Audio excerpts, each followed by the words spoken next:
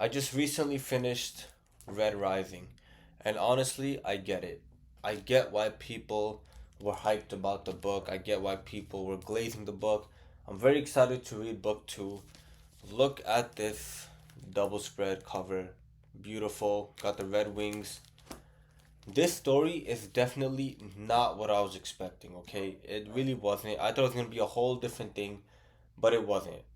It's about this man named Darrow, and he's part of this, I guess you could say, clan. There's these caste systems in this book, and Reds are the lowest of the caste. They're basically like slaves. And they mine underneath Mars for the sake of humanity. They do it so that humanity can one day live on Mars, and that, the future of the people are able to, they're able to, have a good life, have a move on from Earth to Mars,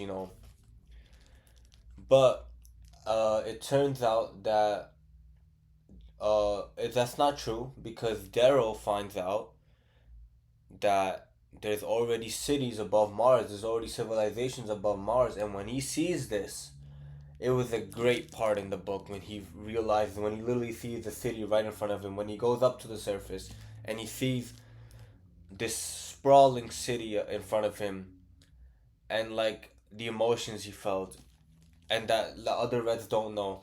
And then he basically makes himself into a gold. A gold is the highest caste in this book.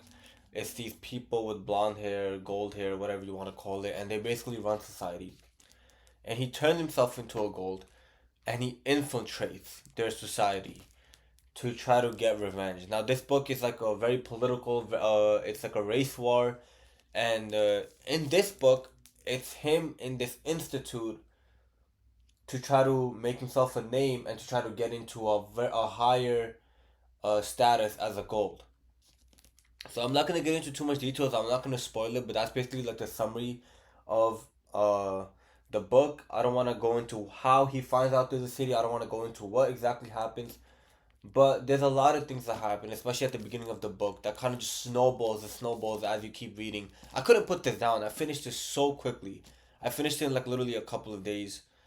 It's almost 400 pages, and yeah, it's a good book. And but I did at the beginning I did have a complaint, and that complaint was that initially I thought Daryl was a cuck. I really thought he was a cuck, because I get it. It's for your survival. It's for your family survival. But there's a part in the book where like they're getting beat up or whatever. They get captured doing something, and his wife is like, fight back, and he doesn't want to fight back. Okay, now one part of me was like, damn, bro, what a cuck this guy is. Why is he fighting back? He's getting beat up in front of his wife or whatever it is, right? But the other part of me was like, if he fights back, they're both gonna die. So of course Daryl was smart for to not fight, but at the same time I'm like, I wish he put up some sort of fight. I wish he did something. But that thought is immediately gone the more I read the book. He does take a lot of action, especially after his infiltration. Like, he does not play around. And he is constantly reminding himself why he's there in the first place. It's for all the Reds that have been lied to, that are slaving underneath Mars, not knowing that humanity, civilization has already moved to Mars and have already built cities and homes and towns and whatever. I'm very excited to read book two. I think it's gonna be great. I cannot wait to see where this race war leads. I can't wait to see how this goes. So this book is a trilogy, but I think there's three or four other books after the trilogy that take place like 10 years later, I believe. And yeah, I really enjoyed reading this. It's very, very fast paced. It does not slow down. There's so many intense moments in this book.